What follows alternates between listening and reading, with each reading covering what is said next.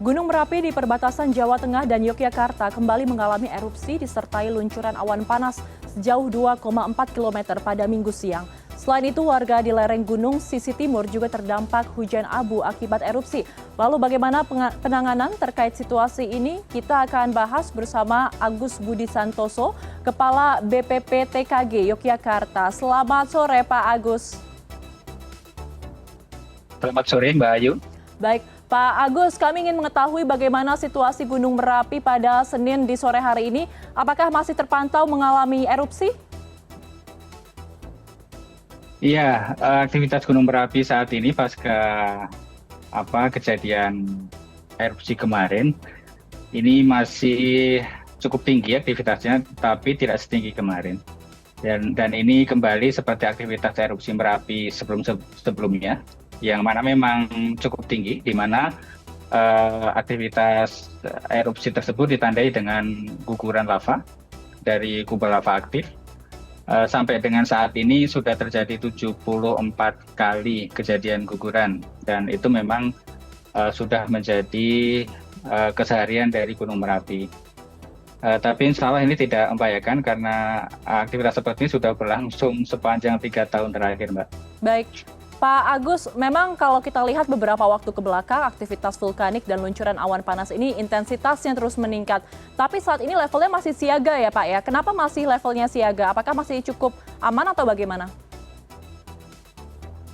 Iya, aktivitas gunung api atau status aktivitas gunung api ini berdasarkan dari ancaman bahaya kepada masyarakat.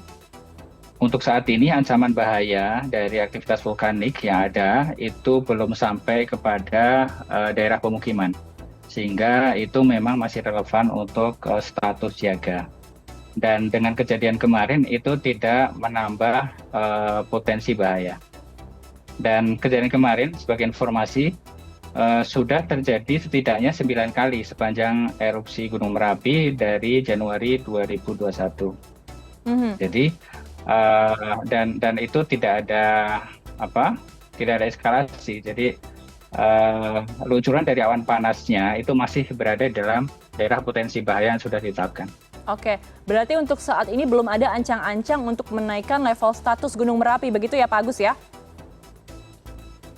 Belum, Okay. karena kita tahu ya kemarin erupsinya hanya sampai sekitar 2 km, sedangkan daerah potensi bahaya kita tetapkan sampai 7 km untuk sektor Baradaya. Sehingga ini sebenarnya masih jauh dari daerah potensi yang kita tetapkan. Itu pun belum menjangkau pemukiman, Mbak Ayu. Baik, kemudian apa Pak penyebab dari peningkatan aktivitas Gunung Merapi akhir-akhir ini?